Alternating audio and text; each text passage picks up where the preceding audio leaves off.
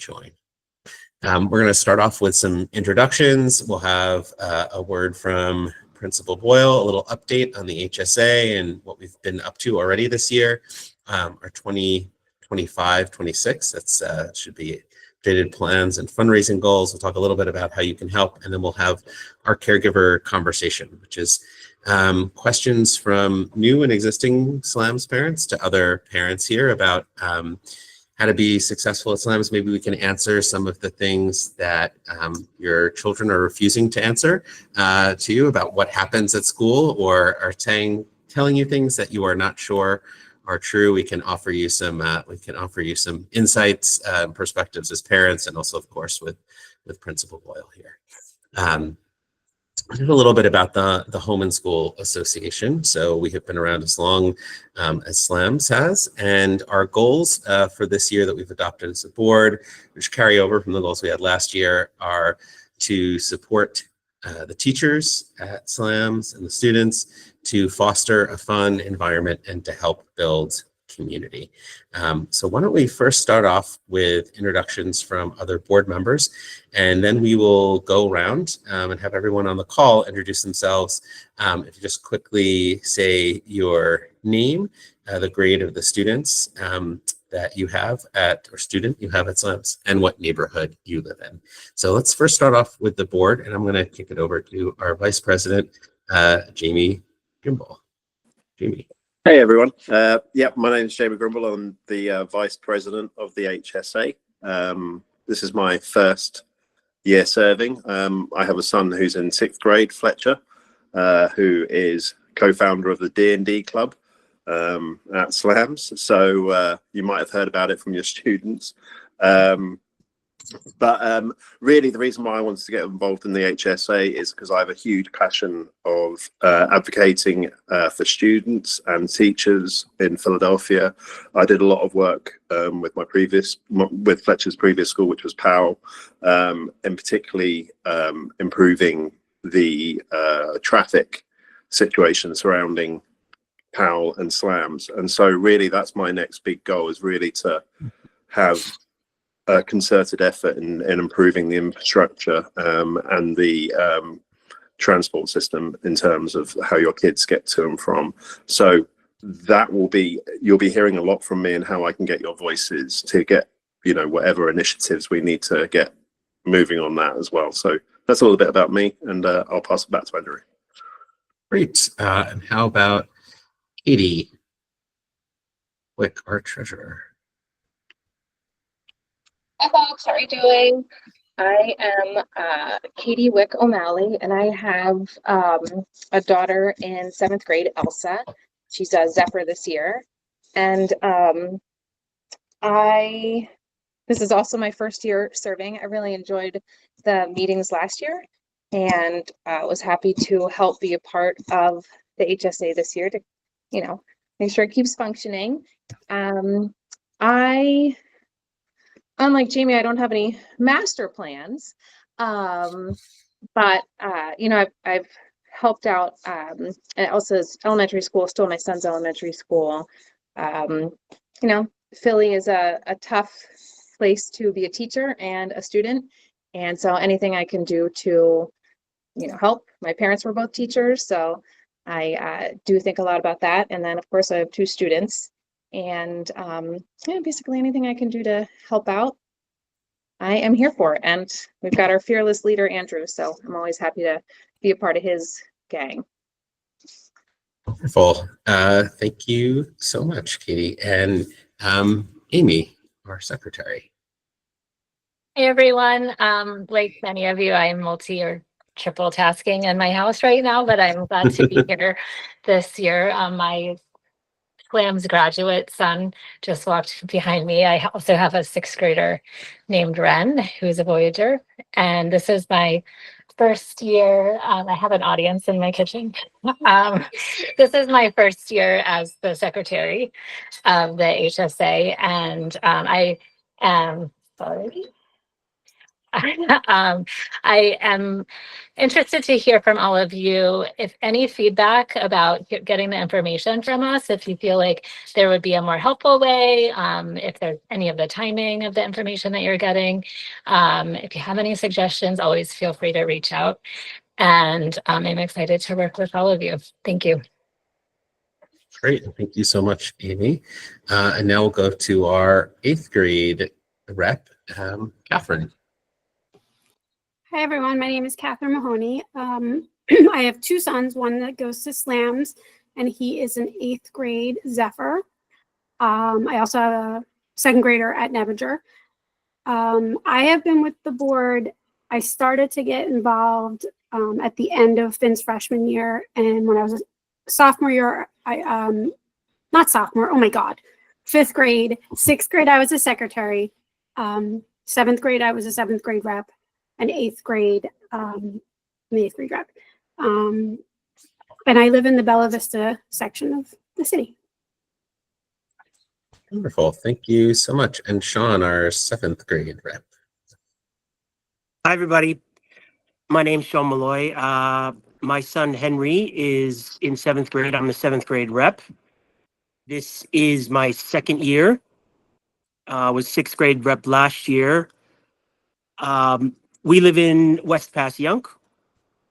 And I think what got me involved was just wanting to be a part of the support system for the staff, for the teachers, for the administration, and to be involved in my son's school as much as possible.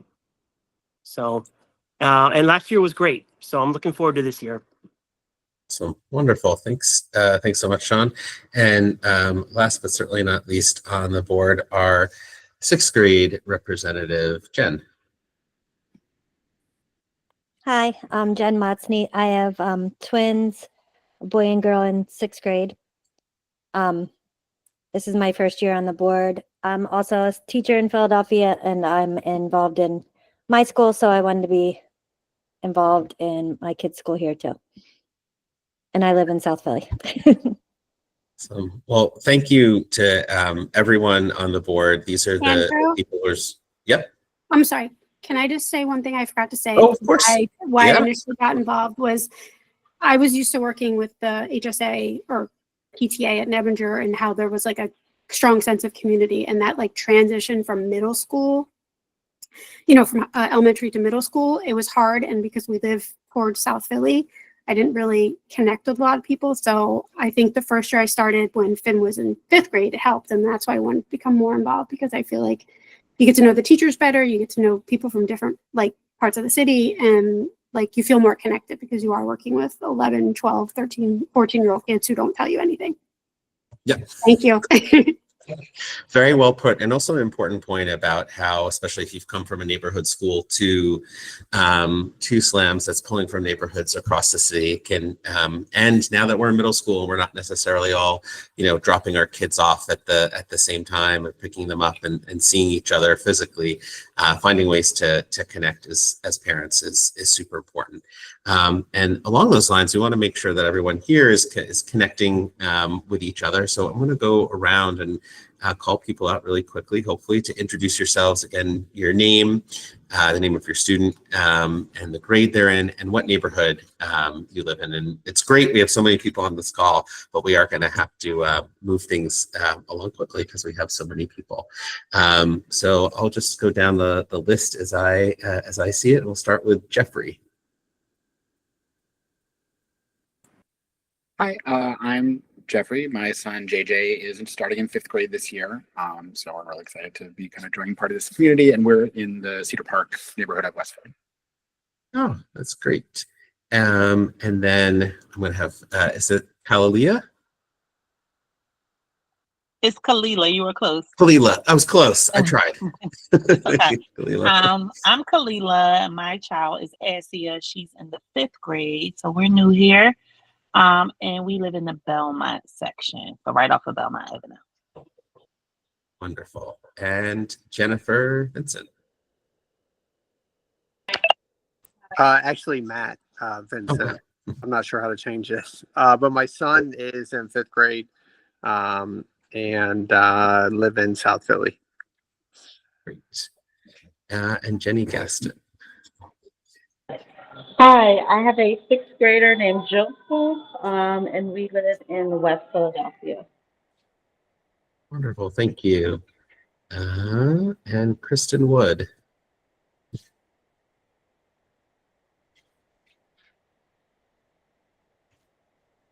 All right, well, maybe while Kristen is coming off mic, Gloria, are you there?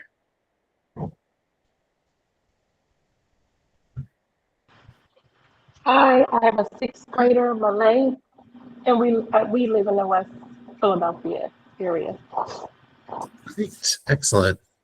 And Marnie Burns. Hey everyone, I'm Marnie and dealing with extreme chaos in my house right now, but my daughter is Ada. She is in 5th grade and we live in South Philly in East Passyunk, and good to meet everyone. Great, and Mary. Hi everyone, my name's Mary. My daughter Elsa is brand new this year and the second Elsa in the 7th grade.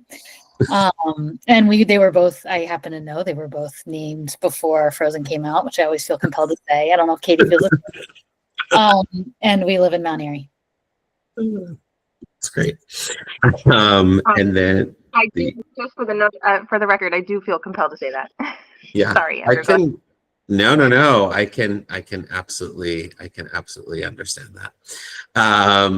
And we have merged audio, which is not a feature I've seen before, from Matthew and Patty. Hi everyone, it's everyone. My name's Patty. We live in the Queen Village area. We're first years at SLA. We're really excited to be here. We have a son Henry who's in the 5th grade. I'm so excited to think about Fletcher starting the D&D club. That's one of the reasons why I came to this call, to find out when it's starting. And at Debenture, at our elementary school, I ran what I call the carbohydrate committee, which was basically a committee to feed teachers like bagels and good food. So I don't know if that exists at SLAMS, but I will volunteer to work on it if it doesn't.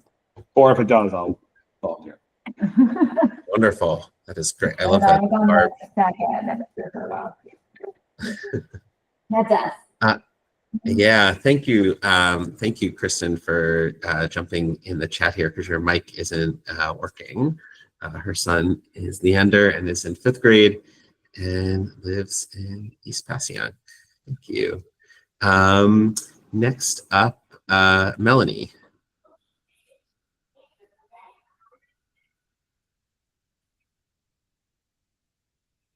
My name is Melanie Silverstein. I have both of my kids are new this year. I have a 5th grader, Lincoln Silverstein, and a 6th grader, Harper Silverstein, and we live in Pennsport.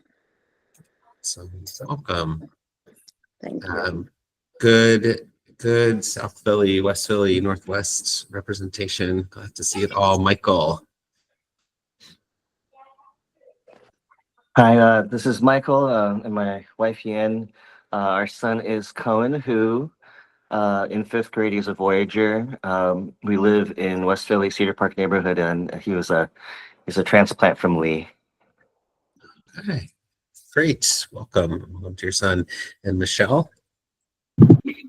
Hey, I'm Michelle. My son Hugo is in 5th grade.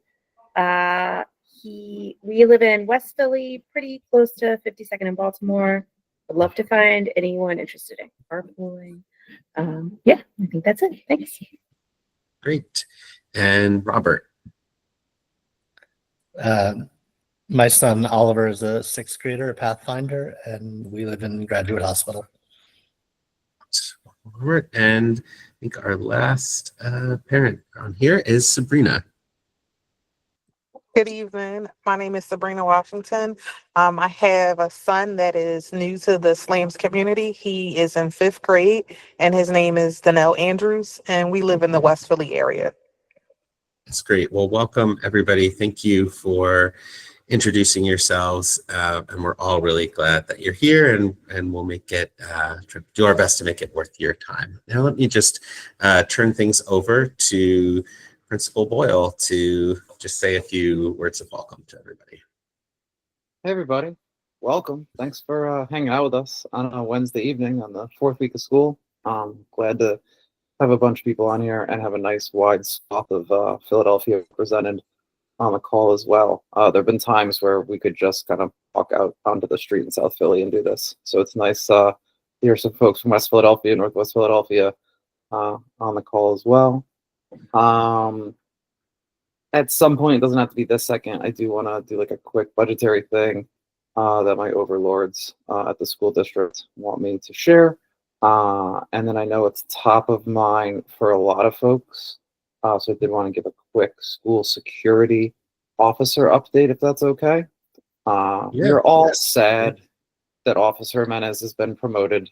He now has his own car. He drives around Philadelphia, keeping everyone in Philadelphia safe from 8 a.m. to 4 p.m. And more importantly, he has upped his final 3-year salary average for his pending retirement in June.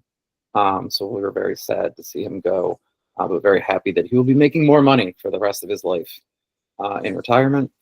After not having a replacement officer, and then in terms of like baseball speak, having a like below wins above replacement officer assigned for a brief period of time, I'm happy to share that Officer Andrews arrived today, and a very competent individual who helped us roll out the open gate system last year, 2 years ago now, will be our full-time officer for the rest of the year. So after 4 weeks of some uncertainty, I'm very happy to report, roughly 12 hours before this, that we have a full-time competent person who will be our school security officer for the 25-26 school year.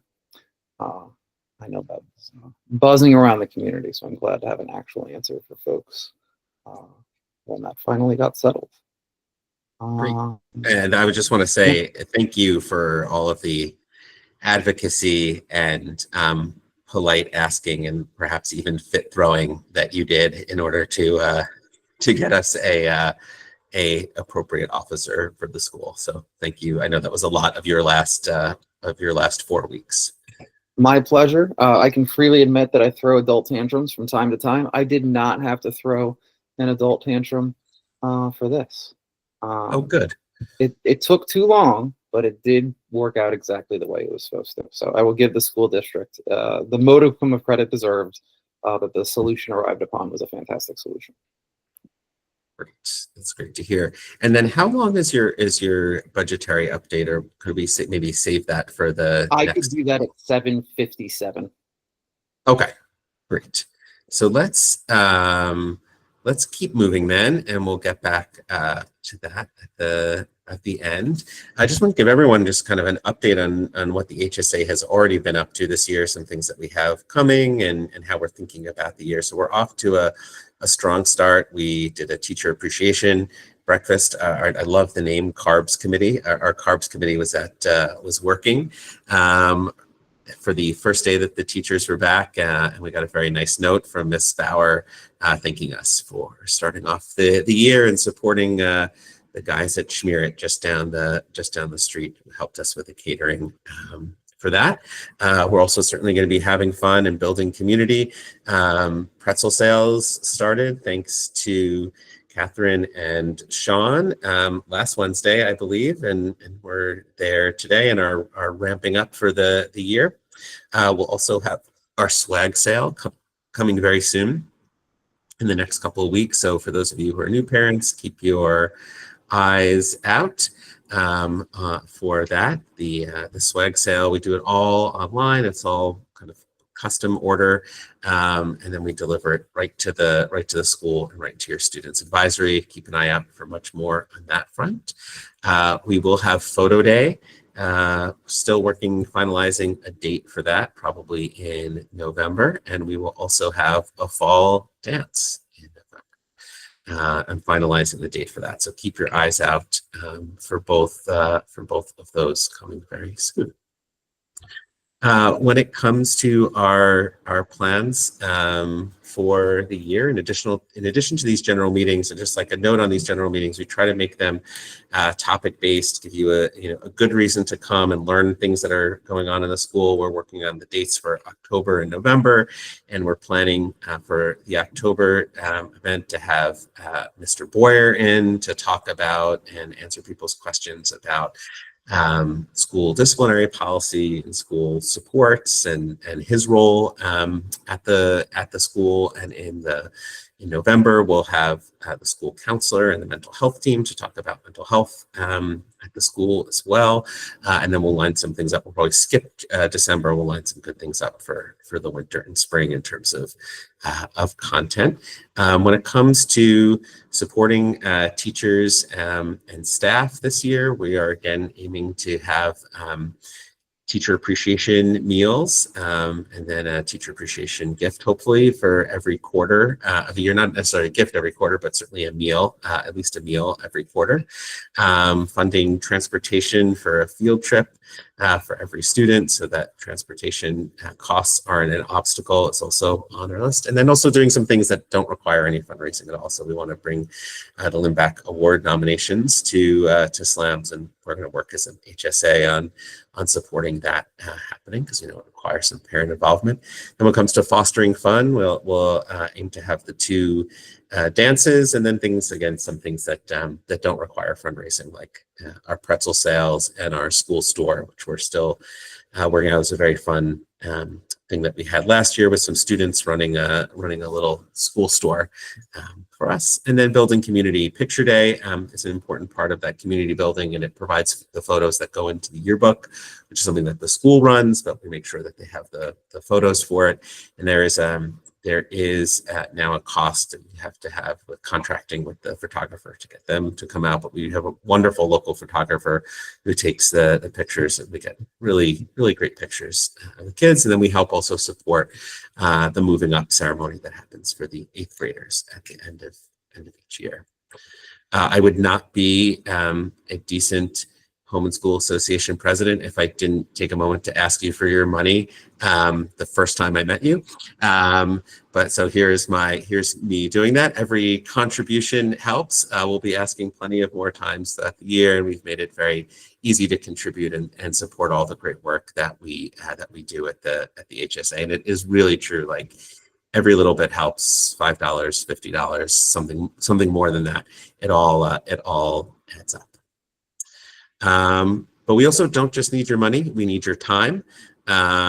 We have all different kinds of cat herding that we do on the HSA. So for photo day, we help run the photo day at the school. So we'll need some parents during the day to help out.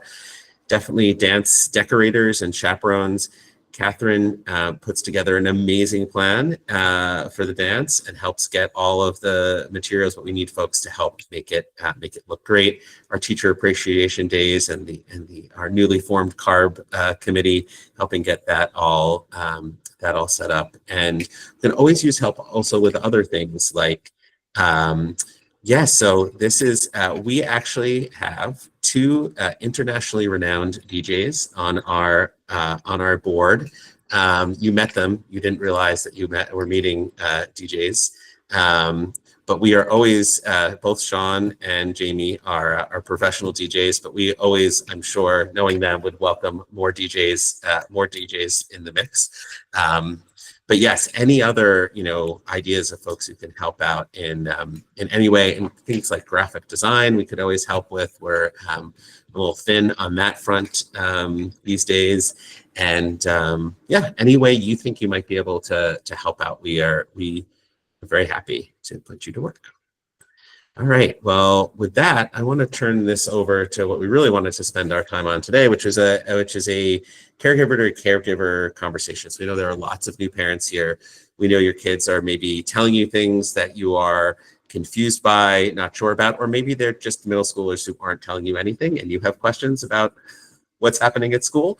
And you have a lot of parents here who have been here and have had kids at SLAMS now for a few years. And we should point out here that we're speaking as parents, not as the school administration. So as parents answer questions here, and Principal Boyle's here to keep us honest, but we do think it's great to hear from other parents about our own experiences. So feel free to drop a question in the chat, use the raise hand function. I promise you there are no silly questions that can be asked, and we'll open it up for that conversation now. And I don't see any, unless someone wants to jump on right away. I do have, here's a great one. Perfect question to get things started. And maybe we'll actually throw this one to Principal Boyle on will students bring their laptops home? So we have very purposely depersonalized computing. For a variety of reasons. Number one, 100% of the machines on campus broke last year, which doesn't mean every kid broke theirs. It means some kids broke like 6 or 7. And our teachers are planning an instructional environment that is and depends upon technology from time to time, not every period of every class, but we do need a functioning technology environment, and the only way that we could ensure that for everyone is to make sure that the computers stay home. For folks who've been around a while, you know that we have never given homework. And for folks who are new, we never will give homework as our kids are going home to a range of settings where some kids have, private tutors and some kids are responsible for watching younger siblings. And I don't want to give kids grades based on the level of independence or resources that they enjoy outside of school. So all of the computers are on carts. The carts roll around to Team Curiosity, so art and physical education, health, tech explorations, and pre-engineering. And there has been a hiccup or two. I don't want to make it seem like it's been puppies and rainbows on that front, but almost all of the time, kids have had access to the machines that they need throughout the day. So that's the rationale from like the kid side. And then from the adult side, I want to make sure our teaching team are making really thoughtful decisions about why they're using tech, and to make sure we don't get into bad habits around, well, I've posted things on Google Classroom and the kids can go to Google Classroom and then they can just do those things. And now I'll just wait around and monitor the workflow coming in digitally. As I want folks to have a reason to do it on the computer as opposed to in the real world. And personally, I'm a big fan of a world in which my daughters will have fresh water. And our kids got really interested in AI, and having kids look up things that they could actually learn on the internet with AI and wasting massive amounts of fresh water to get answers that probably aren't actually what they or us are looking for is another thing that I wanted to minimize to the greatest degree possible. So while I'm not married to computers never going home for the rest of the history of SLAMS, that is what we're sticking with at this moment in time. And how about for Gloria asked the question I was also thinking as well. For students who aren't able to finish their assignments in class or want to do a retake and submit and need some extra time to do that at home, or for parents to be able to monitor Google Classroom, are there opportunities on an exception basis for kids to be able to take the laptops home? So everything that is done digitally is accessed by any internet connected device in the world. So there's nothing our machines do that any cell phone, computer, or tablet that you have at home can't also pick up. Kids just logging on to their school district account at philasd.org would get them anything that you use at home at school. And we do 65-minute classes, so that work happens during the school day. And there's been some confusion, I think, around resubmissions. One, to get like very grammatical about things. Like resubmissions means you submitted something on time, and then you got feedback on that, and then you can do better based on the feedback that the educator provided. Some kids and some families took that as like, we've just blown up the time to turn things in, as you can just turn them in whenever and call that a resubmission, even though you weren't originally submitting. I mandate for all staff that resubmissions take place in the classroom during instructional time. Again, some kids can have all sorts of support to get resubmissions done, some can't.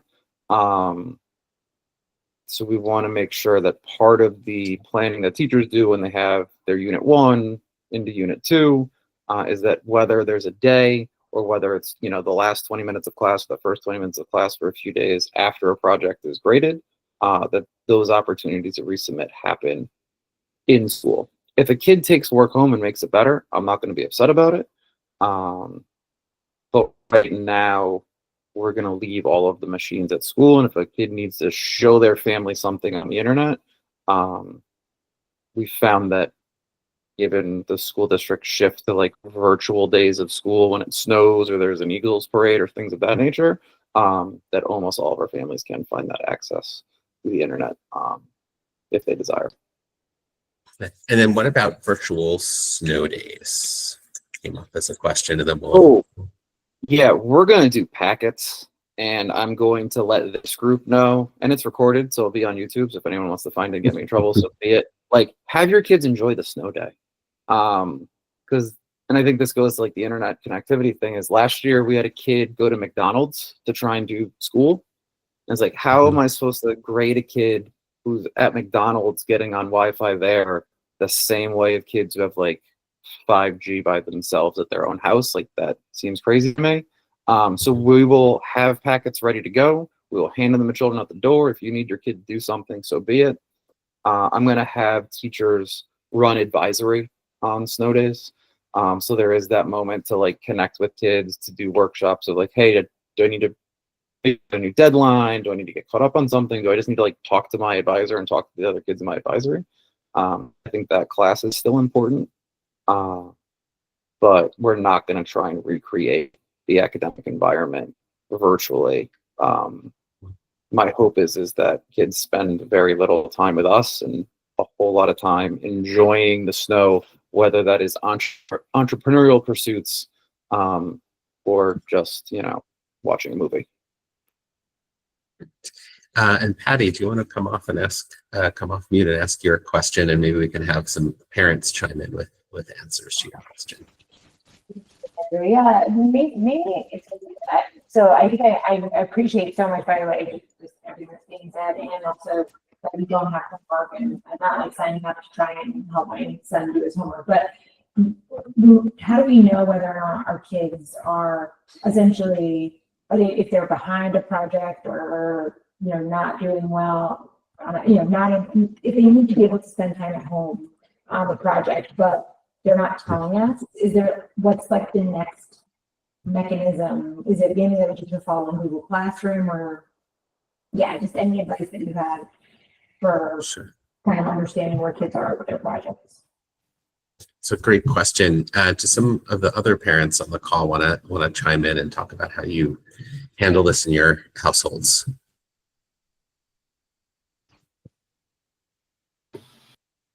I can talk about it if you'd like. Sure. You start, Catherine. So the first semester of Finn's fifth grade year, I did check in on Google Classroom, and I would check in with his advisor. And I was able to get a lot of info there, but my person, if I have questions, it's always the first person to go to would be the advisor.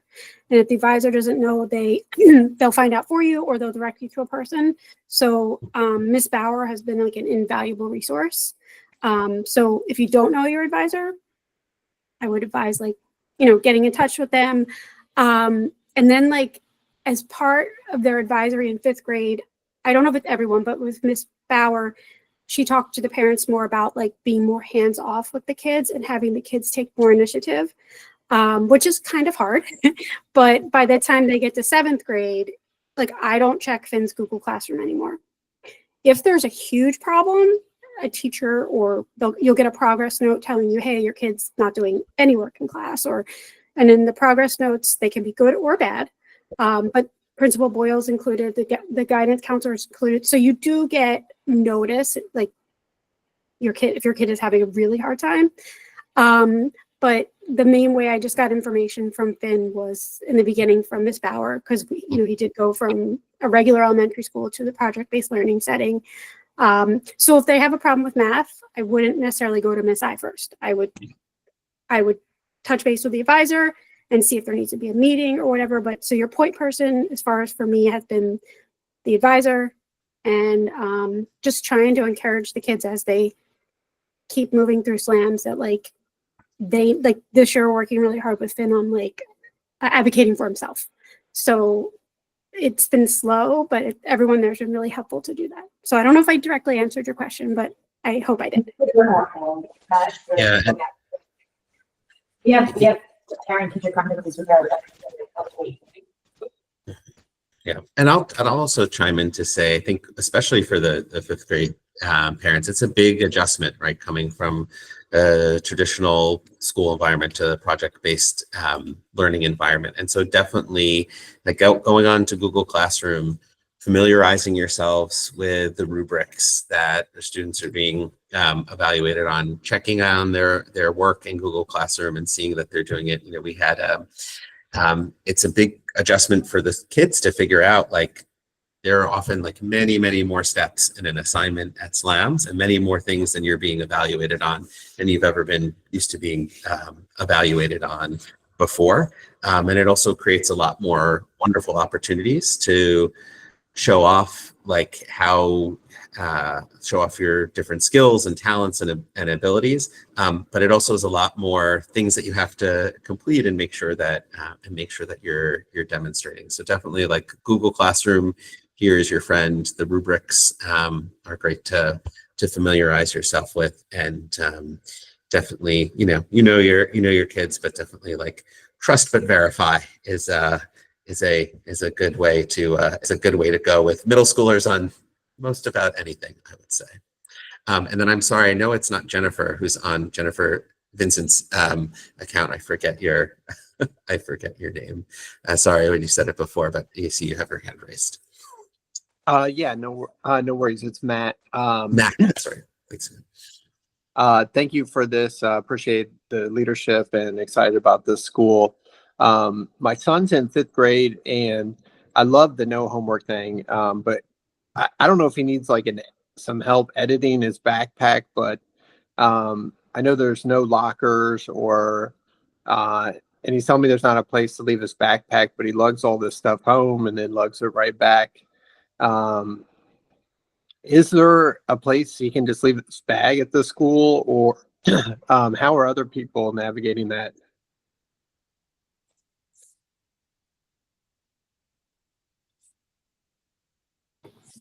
Finn has always carried his backpack like a turtle, and when he had the laptop, even though it was really heavy, he just did that. I know in the advisory, he would leave his coat if he didn't want to carry his coat around with him, but we don't have specific lockers.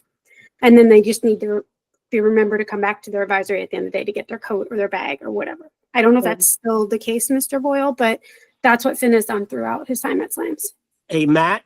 So I would have your son ask each teacher if whatever they're working on, they can leave in the classroom. If he's comfortable doing that, or, a lot of times my son will not quite, he'll get about 85% done during the day, wants to just touch some things up, and then he'll bring it home. But if all the work is getting done at school, I'm sure that there's a place where they can set a folder aside so they can just pick it up when they join class the next day, and then he'll be carrying sort of just less things in his bag back and forth.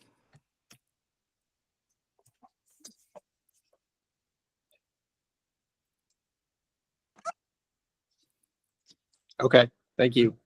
Yeah. I'm going to add a question here that we know we get from a lot of students, and was kind of alluded to here, which is, does my student have a homeroom? And if not, what is advisory and what is Rover? you've been hearing about both of those things.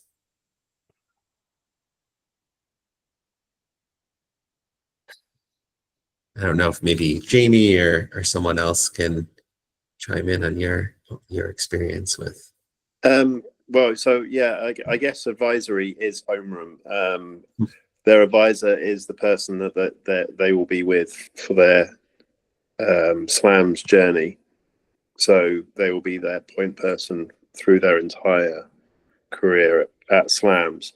So really, they're your point person as well, in terms of communication, what's going on with your student and everything like that. We've had an awesome experience with Fletcher's advisor, which is Miss Martin and Miss McLaughlin. You know, especially with, for example, just the simple thing of not communicate, you know, obviously because there's now a phone ban and a watch ban, so you obviously can't get in touch with a student. Not that I want to be texting Fletcher throughout the day, but like, because he doesn't need to hear from me, and I certainly don't want to hear from him. But like, but like, you know, I've constantly been able to, like, if things have changed in terms of pickup or something's happening, I'll message Miss Martin, and we've had very good, you know, good communication from that.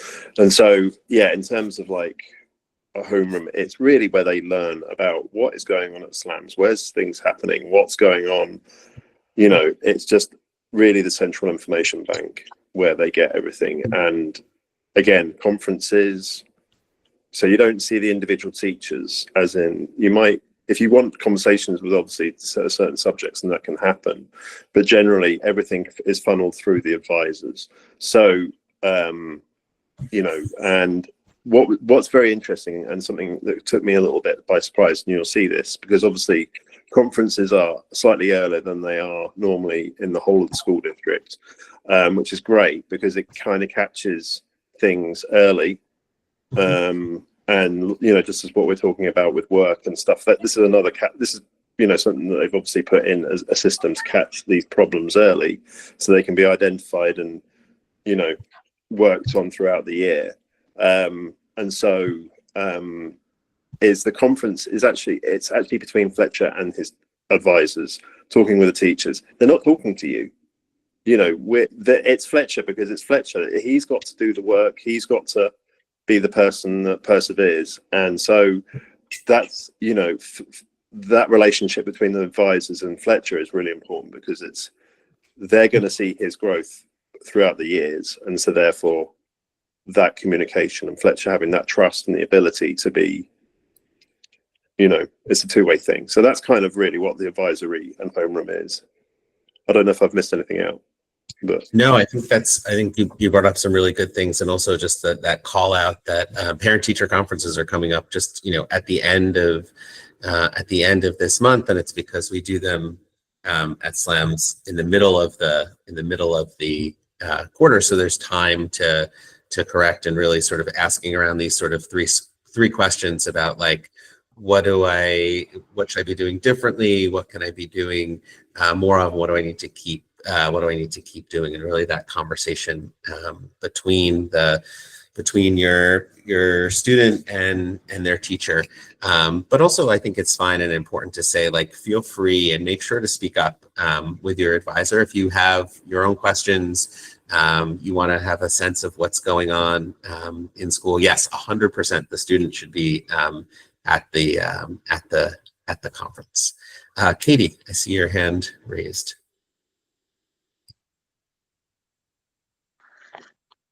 Yeah, Yeah.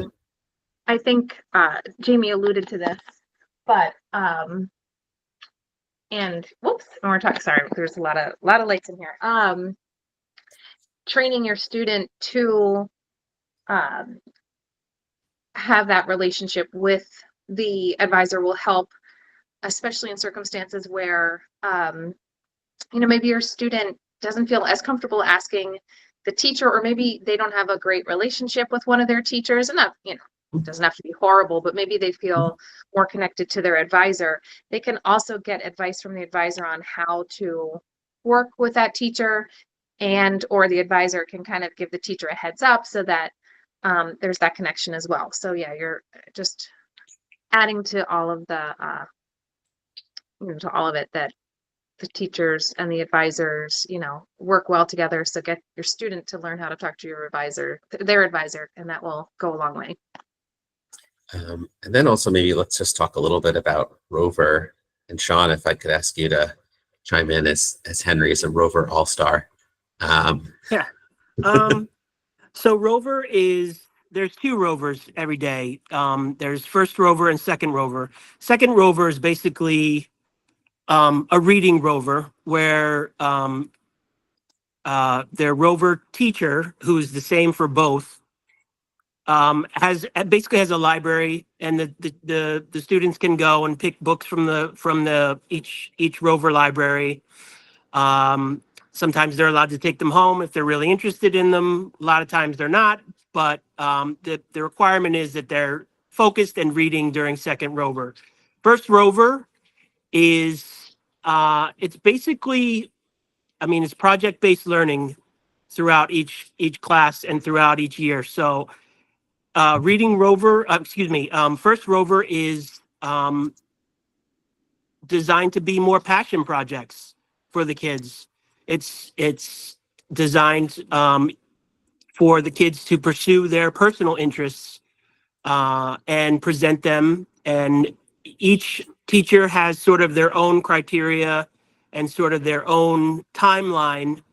The expectation is, I would say, I don't know. I wouldn't want to say expectation for how many per quarter, because it varies from teacher to teacher. But it's a fun little side quest that the kids can have, that is, they can sort of blow off steam and focus on things that they want to focus on. There are some, for instance, my son has Dr. Katie this year. Their first Rover project they just completed, and that was their choice. It was, they got to do whatever they wanted to work on. And then the next one was assigned, but it was, I think it's currently like pick a TV show that is a little less well known, that's a favorite of yours, that you want to introduce to the class, but present it on slides. And it's a way for the kids to sort of sharpen their presentation skills, sharpen their Google Slide skills in a way where they're pursuing an interest that is personal for them and that matters to them in a way that maybe a school related or a classroom related topic does not. So I hope that answers everything. I don't know. It's great. It's great, actually. Henry, my son, gets really into the Rover projects. I was actually going to add on to that, Sean. Just the final conference as well is an actual presentation. So they will choose one of their presentations that they did at the end of the year and present it to everyone, as in the parents and the students, with something that they were proud to work on. Sometimes obviously is the Rover project, because that's their passion project. Yeah. The only other thing I would add is that Rover is a pass fail. It's not there's no grading involved. It's just either you've done the required amount of projects and presented them in a timely manner, or you haven't. So yeah, it's really nice enrichment. I saw we had a question about Google Class. Oh, it looks like Catherine answered the Google Classroom question, which is yes. Is there an email, Andrew, that should be sent by advisors at the end of the week? I don't know how they sign up for that. Is that Mr. Boyle? Maybe I'll answer that properly, but because they should be getting emails at the end of the week. But that's like automated. It's not from the advisors. Right, exactly. Yeah. I think we did it when I got my when I made my account, that there was an option to do that. Oh, you get an email each day? I think you can select. Oh, if you want them weekly, daily, or monthly. I think that might be the options. And Melanie, I don't think I've ever received an email. So.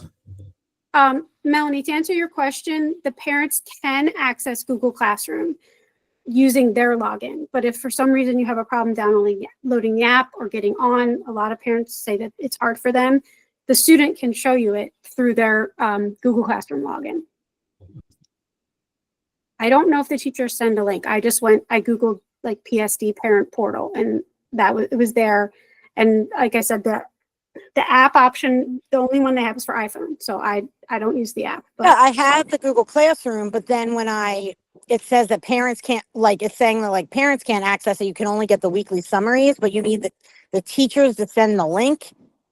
So I've never used, we're new to like Philly school district. I don't know what anything about that. I think there's two different things in the same interface.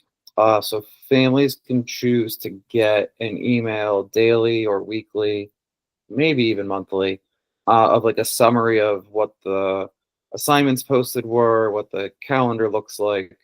And then there's a Google Classroom page that teachers and students are using to push out material and to suck in material. So say a teacher wants all the kids to watch a video on their Chromebooks at their own pace.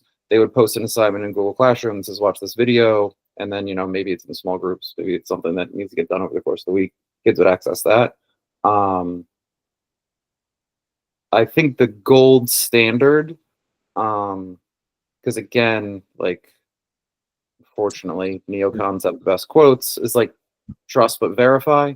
Have your kid like log into something as them and see what Google Classroom looks like from their perspective, because that is the most authentic version of what you're going to get. There's no like parent look-in version of what a kid sees in Google Classroom or what a teacher sees in Google Classroom. It is just that email notification.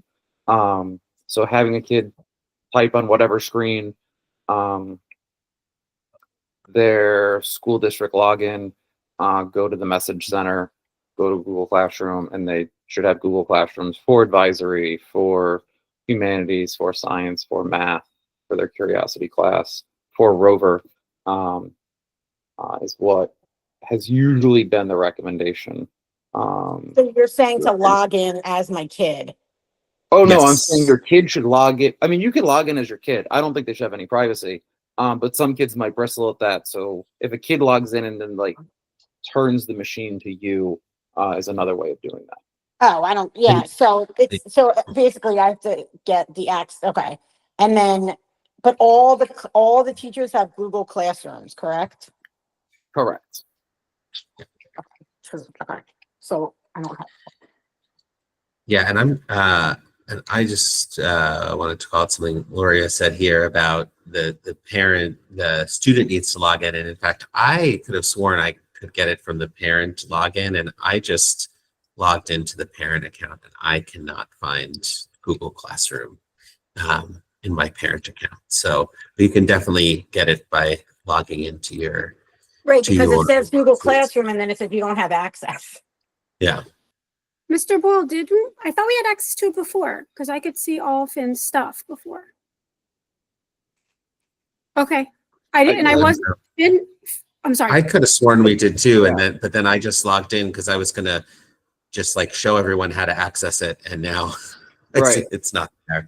So let's pause this and we can follow up with like sharing out some of the district's resources on and accessing. What I think I'll have Miss Martin type up the workflow of like click this, and do the link, so we can put that next week's advisory memo. So that way folks can see like what the actual click flow is. If that makes sense.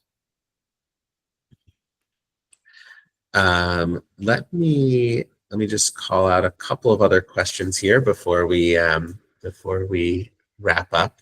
Matthew asked, is there a list of addresses that we can use to find nearby kids in the school for traveling together, or another way to find nearby families?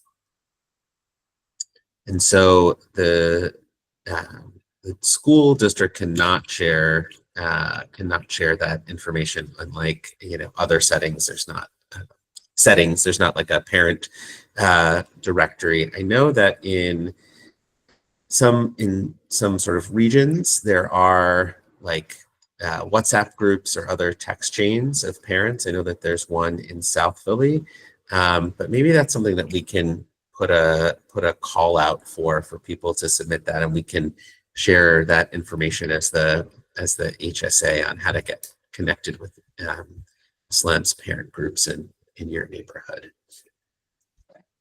Okay. Yeah.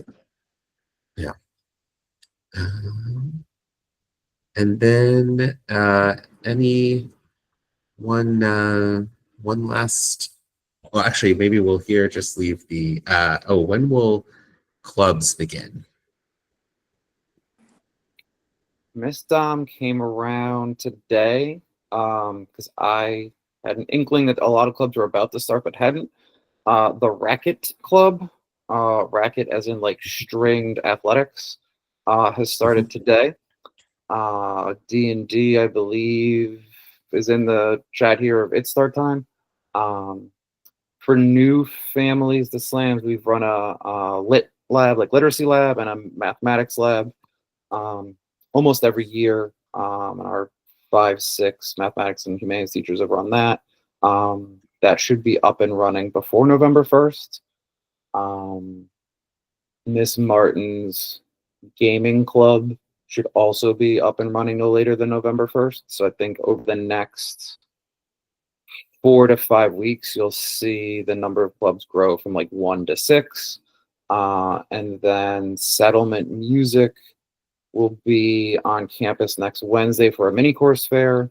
And they are running a hybrid mini course / after school music program. I believe the target audience is kids who are already receiving band or string instruction, but they have a 30 kid sized program. So anyone after those kids who decide they want to be interested would want to be, I'm sure there'll be extra spots for that. And that'll be Mondays and Wednesdays, also starting in October. Amazing. It's great. All right. Well, I just want to. Andrew? Yeah. I'm sorry. Mr. Boyle wanted to talk about money thing, Yeah. and also I wanted to, I put in the chat if any of the people on this call are not connected through the HSA with their emails, I put in the link for them to please do that so we can stay in contact. I can do it again too. Okay. That's great. And just looking to see if there's anything else here. No, so I don't know if I do want to let people go because we said we would be done at 8. We've run over a little bit, but we had lots of great questions and a great turnout. And then Tim, do you just want to give the quick budget update? If you could allow me to share my screen, I think it's easier to actually like put up the actual. And I just see at the bottom of the chat for like clubs. Every club has an adult sponsor. So kids will either text you from their phone or that sponsor will email you like, hey, it's okay that your kid does this, right? So there'll be some confirmation before the club actually starts that your kid is going to it so that you know why they haven't left campus at 3:20 like you thought they would.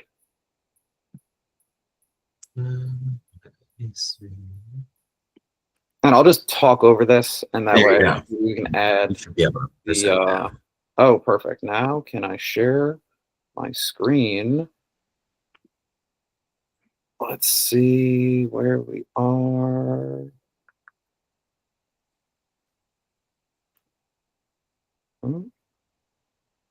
Oh, look at that. I gotta talk.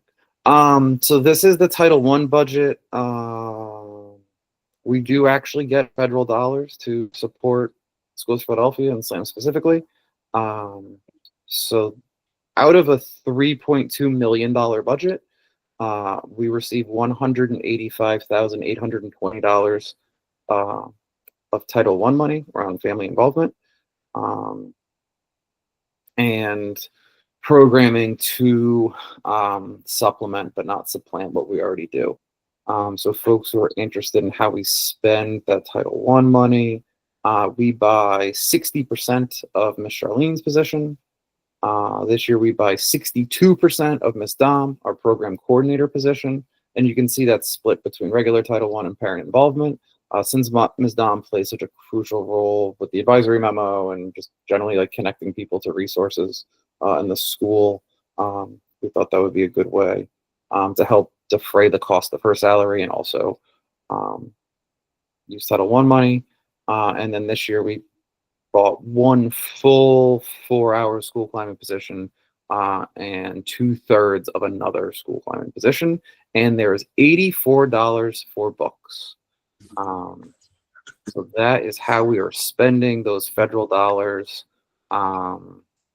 This is pretty standard. We've had like a little bit more Title I money in the past. We've had a little bit less, but this is generally what that part of the budget looks like. And you don't need to have any thoughts or feelings about this. Feel free to feel very strongly about this. But this is just information that I'm required to share both in the fall, the winter, and spring. And I have no idea how much money they're going to give me.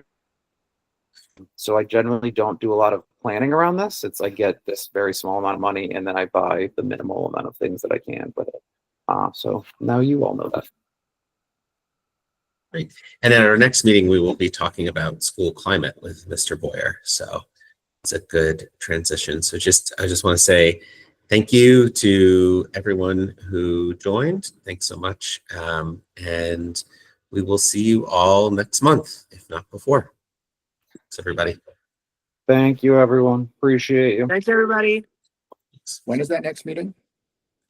We haven't settled on the date yet, so keep an eye on the advisory and your email and Instagram.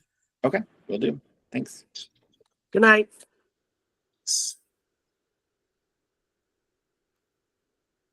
Thank you. Good night.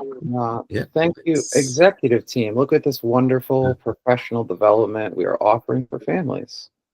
There we go. Folks who know how to do stuff are helping the folks who don't know how to do stuff yet do that stuff. Good work. And I even wrote down the names of everyone who is here, so we now have an attendance record for you. Fantastic. All right. Have a good night, everyone. Bye. Bye.